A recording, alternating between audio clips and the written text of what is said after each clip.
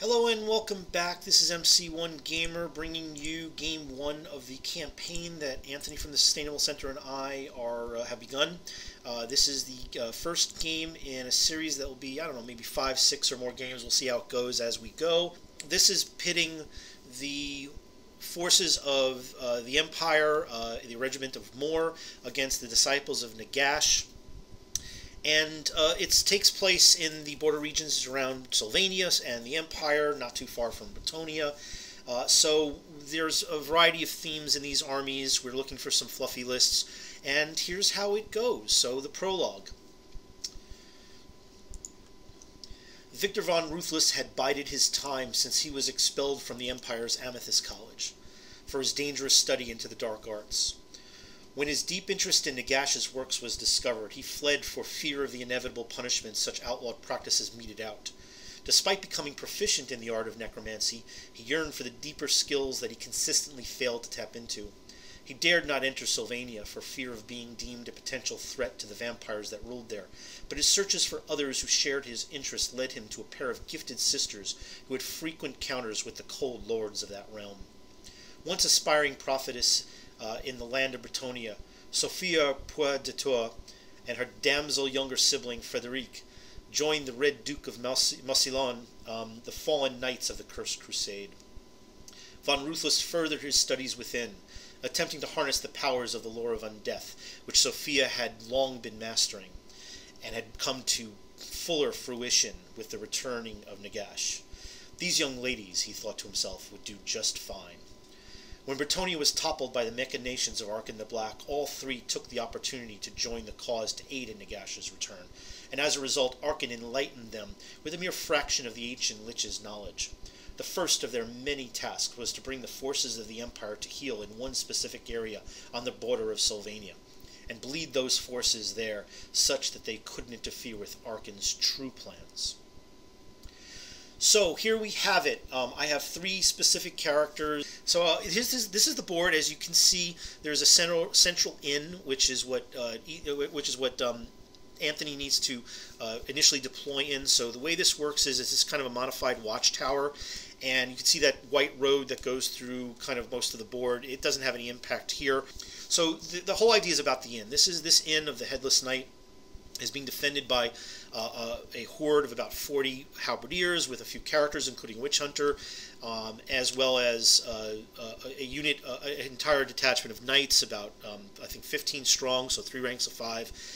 There might be some characters in there, but you know the goal is that Anthony has to deploy half his forces initially in and with that and around the inn. I believe within 6 inches of the inn. And that's only 50% of his forces. And then he has 2 other detachments of his total of forces, compiling his total of 2,500. The first of which will be deployed in 25% again of his total after I deploy my entire army. And then his last 25% will be ambushing in the following turn, coming in on his table edge. So I got to pick either table side. He has a cannon and a Hellblaster. So those are really good for turn 1. You know, he definitely has the opportunity to possibly snipe me if I had any big monsters or any large anything that can't hide in rank and file troops. And then of course he has these 3 chariots that won't be coming in, won't help him on turn 1, as the Luminarch, the Archlector, and a Hurricanum. And here's a picture of his halberdier unit, again 40 strong or maybe even larger, and he has a Witch Hunter in there as well as a War Priest. So here's the right side from this view, the other side of the table. You know, I try to take a lot of infantry. I really wanted to put a heavy infantry feel. The only chariot that I have 2 chariots, is this black coach, which I just feel is very fluffy, and it's something that could impact later in the game. It's going to be a long game, 8 turns. It's potential to become ethereal and fly. It could be really dangerous if it survives. And then I have my Soul Spirit Host, the only ethereal thing that I started out on the battlefield with. I didn't want to go crazy with that, but I did want to get a lot of troops, large blocks of troops. So I have a 40 strong unit with a few proxies. I haven't finished converting them all up, but these are my dismounted questing knights. So they're my Grave Guard. No characters in there, but the Banner of the Barrows. The chariot is the Corpse Cart it changes the zombies always strikes last into always strikes first, and it gives always strikes first to other units. That's not really going to have that much an effect on the Graveguard, but it'll have a huge effect on the the other horde here, which is my ghouls. Now they have a higher initiative, and I think they have 2 attacks, so that's going to give them not just ASF, but they'll get the rerolls, which is awesome. That was the plan. And then if I go further on through the left, I have a unit of 20 archers and another Screaming Skull catapult. So I didn't know where exactly what was going to come in where in follow up, but I wanted to try and focus on the inn and try to overwhelm them with the numbers, which is really what an undead army really should be doing. So turn 1 automatically went to the Disciples of Nagash. First thing I did was I charged with the Graveguard into his knights. He immediately fled. So I just moved up slightly the Black Coach, and then I charged the ghouls into the inn. Now he's got a large unit in the inn, including some characters. This could be a hard fight since only 10 can fight at any one time. This could be a long slog. And then I move up my rest of my forces like so. I didn't move the archers. I moved the spirit hosts to try and make my way towards those the artillery that he has. I would have positioned where the steam tank was to try and neutralize the steam tank, but he smartly positioned the steam tank on the very opposite side of the table from my spirit host. So I get a massive phase. I roll high. I channel. I got 3 channels. Plus I have the casket, so I get max dice. I throw up an invocation. He lets it go. That kicks the 6-inch effect for the corpse cart. So shooting phase. I aim at the engineer, but of course I roll a misfire. And fortunately, the misfire is only that I can't shoot this turn. So I'll be able to use this next turn. So the second Screaming Skull Catapult, look, if I get a direct hit, it's going to be a Strength 9. And of course I roll a complete hit and a 4 on my total number of wounds. So that's a big help. Then the battle in the inn, I think I take off maybe one of these complete rows. I win the combat, but he doesn't go anywhere. So turn 1 for the Regiment of Morr. He rallies his knights and casts, I believe it was the Ruby Ring.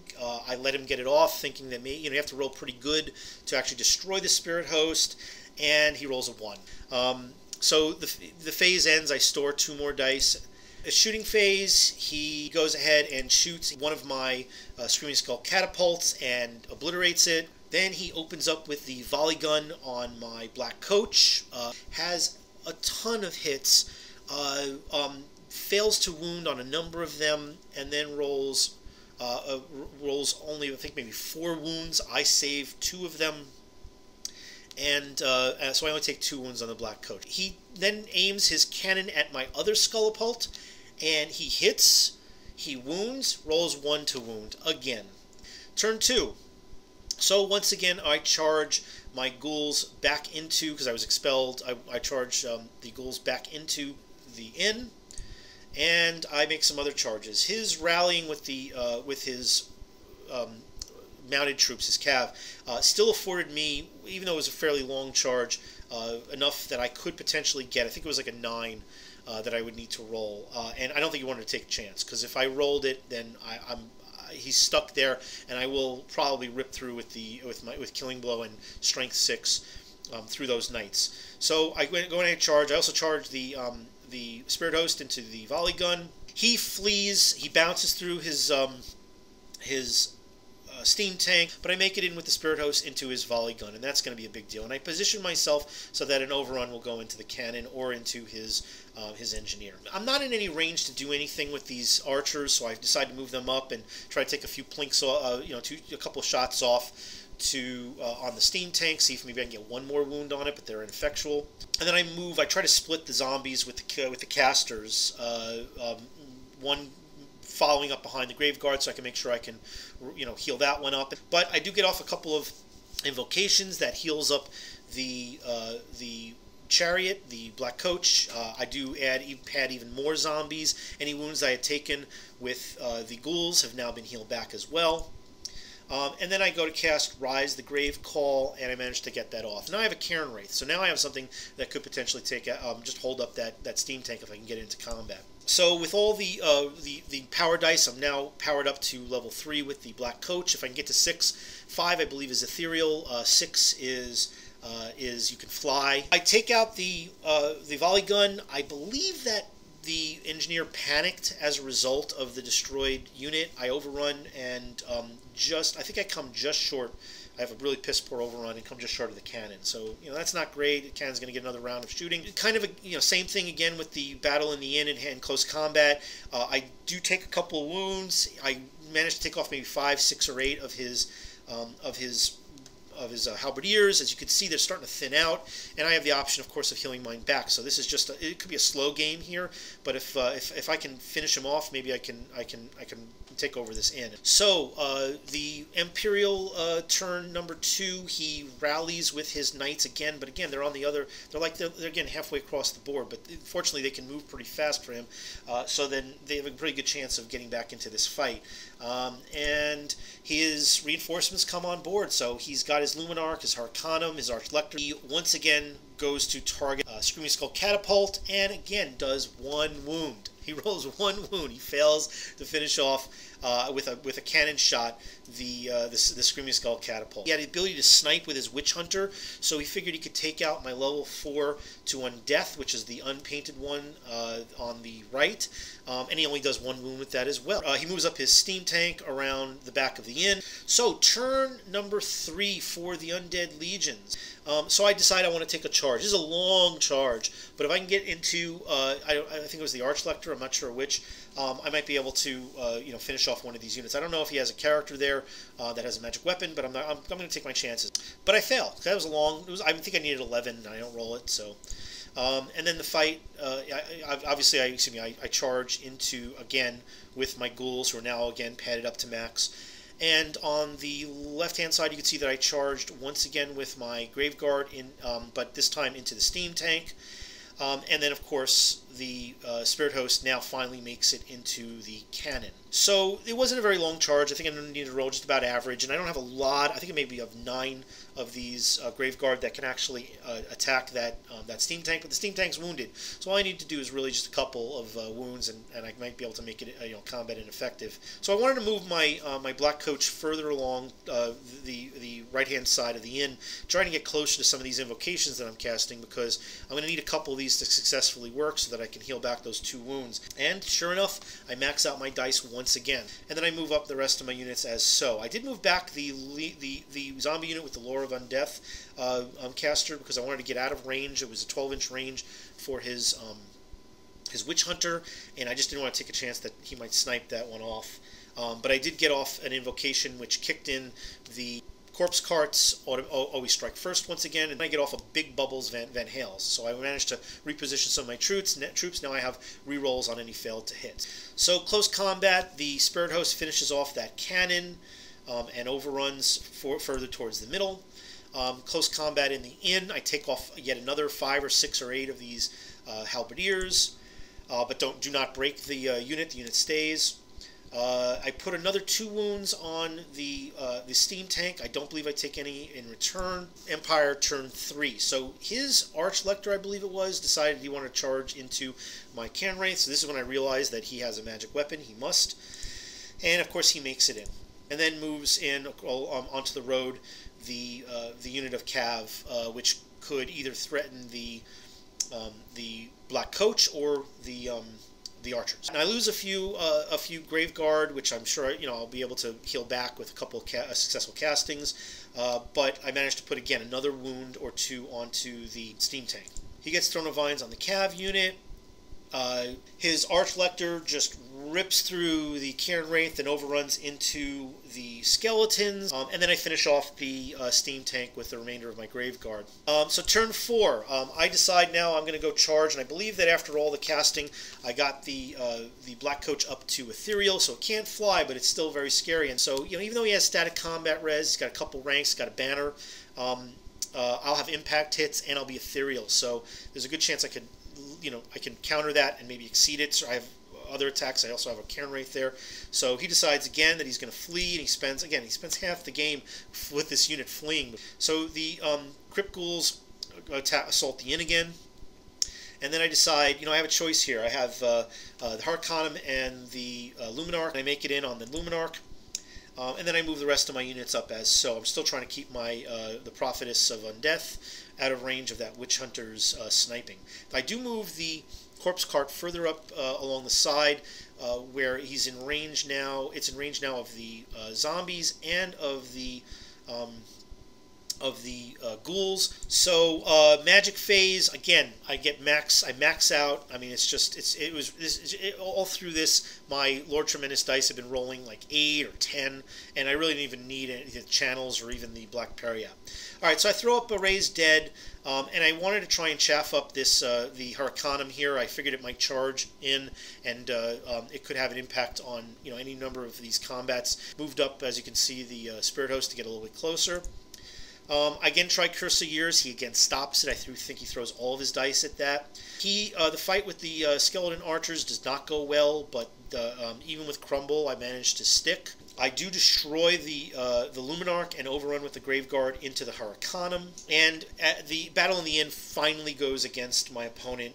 He loses way too many and finally fails his break test and flees. I failed to catch him, but now I'm in a position where I can occupy the inn, and he's now surrounded by a lot of bad stuff. So on his turn, he rallies up his fleeing unit, and he's just turns to face the zombies. That's the least threat that he has, and it's a fairly large size zombies, but I don't have any killy characters there. And then he rallies once again his Night Bus, but again, look where it is. It's on the other side of the board. So the Archlector again, he doesn't have impact this time. He only manages to take off a few of these skeletons. So again, I'm locking him up. I'm not in a position to heal him back, but I'm fine with that.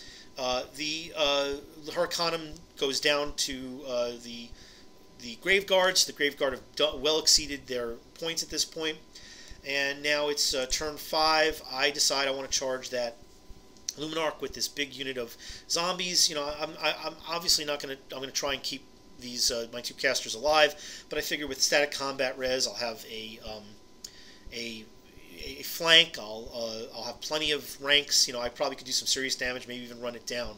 And then of course my Black Coach again goes after those Cav. I fail with both, and that's fine. I try to shoot with my remaining Skull Catapult. Of course, I blow, and it blows up. Once again, the Archlector is stuck in and tar-pitted by these skeletal archers. They haven't done anything this entire game except for this, so I can't complain. So, Empire turn. He decides to charge into the zombies with his Halberdiers and Halberdier unit that had fled the inn. I had already moved out in my previous turn, my level 4, into the Graveguard, so I don't mind that very much.